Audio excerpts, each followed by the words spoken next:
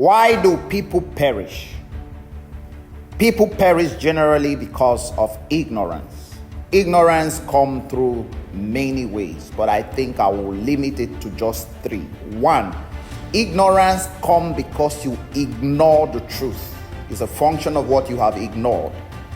You come across the truth, and because you did not give attention to know the truth, you are ignorant. You don't observe, you don't do research, you don't ask questions, you don't make effort to know.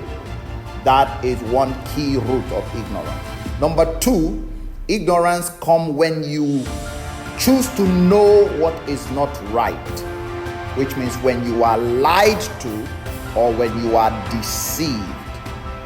And deception happens to be the chief ministry of the thief who comes to steal, to kill, and to destroy.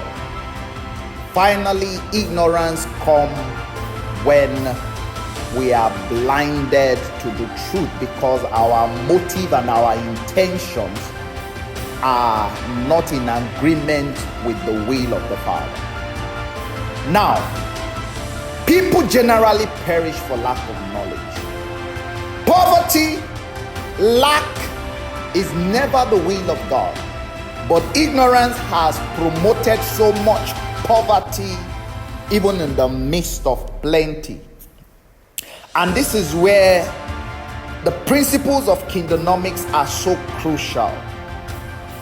Lack of freedom puts people under ignorance. Slaves are not even able to think as free men, and they are beclouded by slavery so that they no longer think of prosperity.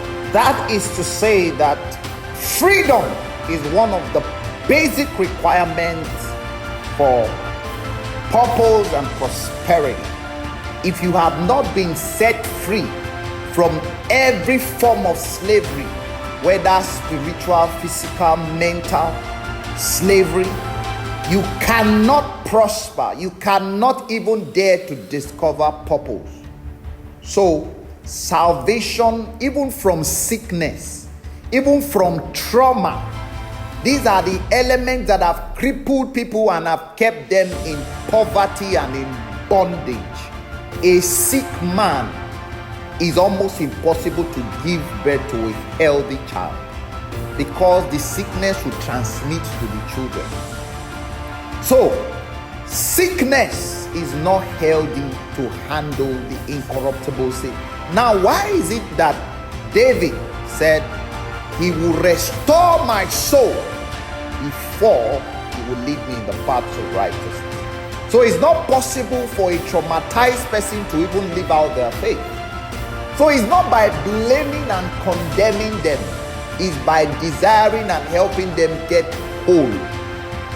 If you are not made whole, you will live as a puppet of the sickness and the elements that are controlling you. But once you are made whole, then you can now live out the glory of God.